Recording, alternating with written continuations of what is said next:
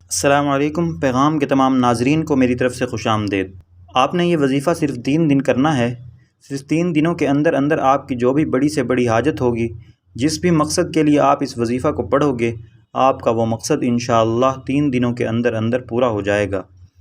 آپ کا مقصد کوئی بھی ہو، آپ کی حاجت جتنی مرضی بڑی ہو، آپ کی پریشانی کوئی بھی ہو، آپ جس بھی مقصد کے لیے اس وظیفے کو پڑھو گے، آپ کا وہ مقصد انشاءاللہ 3 دنوں کے اندر پورا ہو جائے گا۔ آپ نے یہ وظیفہ جمعرات، جمعہ، ہفتہ 3 دن وظیفہ کرنا ہے۔ انشاءاللہ یہ وظیفہ کرنے سے آپ کی ہر جائز حاجت، آپ کی بڑی سے بڑی پریشانی ختم ہو جائے گی۔ سورہ کوثر قرآن پاک کی سب سے چھوٹی سورت ہے۔ یہ سورت قرآن پاک کے 30ویں پارے میں ہے۔ آپ نے جمعرات کو یہ وظیفہ کرنا ہے اور ہفتے کو یہ وظیفہ ختم کرنا ہے۔ 3 دن آپ نے یہ وظیفہ کرنا ہے۔ جمعرات کے دن آپ نے نماز فجر کے بعد اول آخر درود شریف پڑھ لیں۔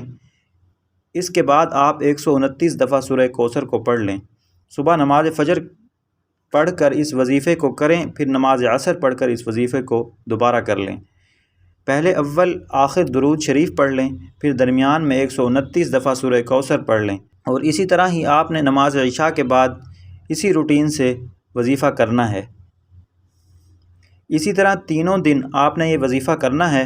آپ کی کوئی بھی حاجت ہے، کوئی بھی مقصد ہے، اس کو ذہن میں رکھ کر آپ نے یہ وظیفہ کرنا ہے۔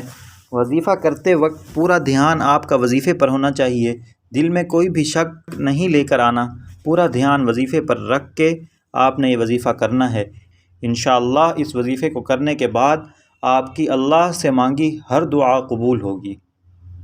پیارے ناظرین، امید ہے آپ کو ہماری آج کی یہ ویڈیو ضرور پسند آئی ہوگی۔ اگر آپ کو ہماری آج کی ویڈیو پسند آئی ہے تو آپ سے گزارش ہے کہ آپ ہمارا چینل پیغام ضرور سبسکرائب کر لیں اور ساتھ ہی لگے بیل کے بٹن کو بھی پریس کر دیں تاکہ آپ کے پاس ہماری آنے والی مزید معلوماتی ویڈیوز کا نوٹیفیکیشن بر وقت پہنچتا رہے۔ سبسکرائب کے ساتھ ساتھ ہماری ویڈیوز کو لائک اور شیئر بھی کریں اور اپنی قیمتی رائے کا اظہار کمنٹس میں ضرور کریں۔ کمنٹس میں آپ اپنے سوالات بھی ہم تک پہنچا سکتے ہیں۔ اللہ تعالیٰ آپ کو اپنے حفظ و امان میں رکھے، آمین۔